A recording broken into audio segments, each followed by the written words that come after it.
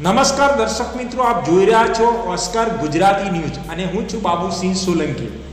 વાત કરીએ ખેડા જિલ્લાના કઠલાલ તાલુકાના માર્ગ સુરક્ષા અંગે જનજાગૃતિ માટેના મહત્વપૂર્ણ કાર્યક્રમનું આયોજન કરવામાં આવ્યું હતું।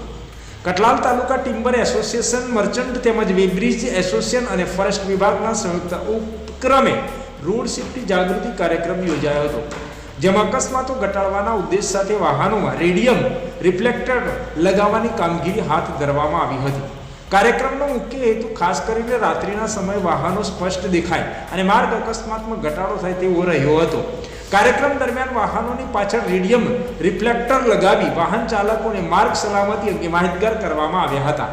આ પ્રસંગે ફોરેસ્ટ વિભાગ તરફથી આરએફઓ આશાબેન, હિતેન્દ્રભાઈ તેમજ ડીએમ પગી ઉપસ્થિત રહ્યા હતા। ટિમ્બર એસોસિએશન તરફથી પ્રમુખ પરેશ પટેલ, ઉપપ્રમુખ દામોદરભાઈ પટેલ, વિનુભાઈ પટેલ, બિપિનભાઈ પટેલ સહિત વેપારી આગેવાનો પણ ઉપસ્થિત રહ્યા હતા। ઉપસ્થિત આગેવાનો દ્વારા ટ્રાફિક નિયમોનું પાલન કરવાની અપીલ કરવામાં આવી હતી। દરેક વાહન ચાલકને પોતાનું તેમજ અન્ય લોકોનું જીવન સુરક્ષિત રાખવા માર્ગ સલામતીના નિયમો અનુસરવાનું માર્ગદર્શન આપવામાં આવ્યું હતું। મોટી સંખ્યામાં સ્થાનિકો સભ્યો ઉપસ્થિત રહ્યા હતા।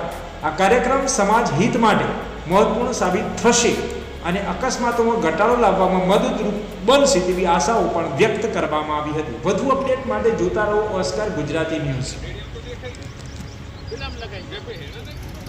મારું નામ Damodarbhai S Patel, Kathlal timber merchant એસોસિએશનના ઉપપ્રમુખ તરીકે અત્યારે રોડ સેફટી અંતર્ગત આ કાર્યક્રમો યોજીએ છીએ। એમની સાથે કઠલાલ ફોરેસ્ટ આશાબેન તથા તેમના સ્ટાફ સર્વે અભિયાનમાં સાથે છે ને આ અંતર્ગત એવી રીતે કરીએ કે કોઈ પણ સાધનને પાછળથી રિફ્લેક્ટર દેખાય ને આપણા જે રોડ સેફટી અંગત ને કોઈ એક્સિડન્ટ ના થાય ને ભવિષ્યમાં કોઈની જાનહાનિ ન થાય તે માટે દર 15 દિવસે એક અભિયાન અમે ચલાવે છે। અલગ અલગ પીએસઆઈ હોય કે મામલતદાર સાહેબ હોય કે અલગ અલગને બોલાવી ને આ કાર્યક્રમ કરીએ છીએ, જેથી કરીને આપણા એક્સિડન્ટ ન થાય ને કોઈ જાનહાનિ ના થાય તે માટે આ કાર્યક્રમ ચલાવી રહ્યા છે।